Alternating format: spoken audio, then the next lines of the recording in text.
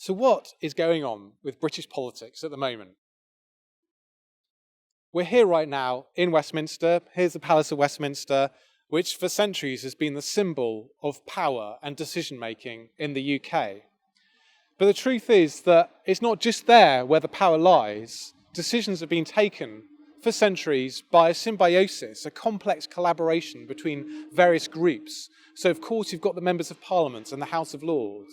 You've got the civil service as well. You've got the legal profession, the academics, the policymakers, and our constitutional monarchy, all working together in a form of checks and balances and collaboration. Of course, over the last 100 years or so, in party terms, it's basically been a duopoly. It's been Labour and Conservative taking turns about who's in power. But meanwhile, the nature of our country and society has changed beyond all recognition. We've gone from a place where only aristocratic men who owned land could vote to now any man or woman over the age of 18 being able to vote. We've gone from a situation where few were educated to mass education and to record numbers going through university.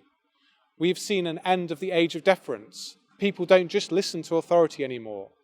We've got a complete change in technology and the internet, mass broadcasting. We've got a situation of sexual liberation, of changing values. This society is more diverse, less trusting than ever before. And yet the political parties struggle to represent that. The membership of parties and turnout in elections has been in long-term decline. Perhaps because of these changes or in spite, it's hard to say. But the reality now is that party memberships are more extreme and more small than they ever have been. And this puts MPs in a very difficult position. Members of Parliament have always, by design, been in a situation of tension between the needs of their constituency, the geographic area which elects them, who they are there to represent. They represent the people who voted for them and the people who didn't, the people who never vote. Everyone in that area, it's their job to represent here in the Palace of Westminster. But also, the MPs have to speak for their party, because it's their party who selects them, it's their party who funds their campaigns, and it's those activists who are party members who choose them and hand out the leaflets for them. But finally, there's a third stand. There's a third part of the pyramid here in their tensions. It's their conscience. Because members of Parliament aren't delegates. They don't vote the way they're told by their party or by their constituency. They vote as individuals, as representatives who bring their conscience to every debate, to every vote. So what they hear in debates, what they learn here in the halls of power, changes their views. And so they need to resolve this three-way tension. And that inevitably creates disappointment. You cannot please everyone any of the time. And as an MP, with these three masters, as a representative rather than a delegate, that is incredibly challenging. So we have a situation now where society is more diverse, where parties struggle to represent the changing nature of our cities, our towns, our villages, our hamlets, our countryside, which is completely different in societal terms than it was 100 years ago. And we have a situation now where people are wondering what is going on with the political system, because it's creaking as we modernise and change. So what can we do? How can we change this? Well, first and foremost, we can help inform our MPs. We can make them better MPs, because I haven't met an MP who hasn't welcomed some useful new information, a case study of a situation, something relevant to a piece of legislation they're studying. They're only as good as the representations they get from their communities and from interest groups. So we can all play our part in that. We can write to them, we can meet them, we can support campaign groups.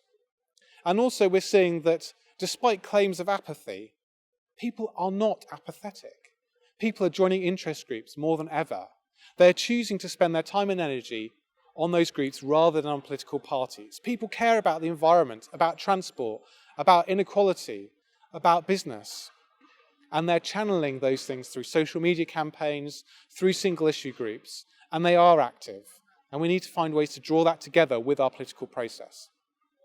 The other thing, of course, to remember is to vote. And when voting, remember that we are voting for a local representative of good judgment. Yes, their party matters, because of course their party brings the manifesto, the platform for government, and will, if the biggest one, choose a prime minister. But we are not, on general election day, voting for a prime minister. As we are seeing, a new prime minister can be picked by the MPs without a general election. So first and foremost, we need to think about, are we choosing someone of good judgment who, no matter what the circumstances, will do the best they can in the situation? And we need to support them in that. So voting is important. Working with MPs, informing them is important. But also being active, joining a political party, joining campaign groups are really important. Because ultimately, democracy, our political process, is not something that's done to us. It's never been. It's something that we collectively own, and we get out of it as much as we put in. So if you want to change the landscape of our political process, if you want to make things better for yourself, for your families, for your businesses, the only way to do that is to take some ownership, to take part in our democracy, and to help the people over there make better decisions by talking to them. Stop treating them as other. They are us, we are them.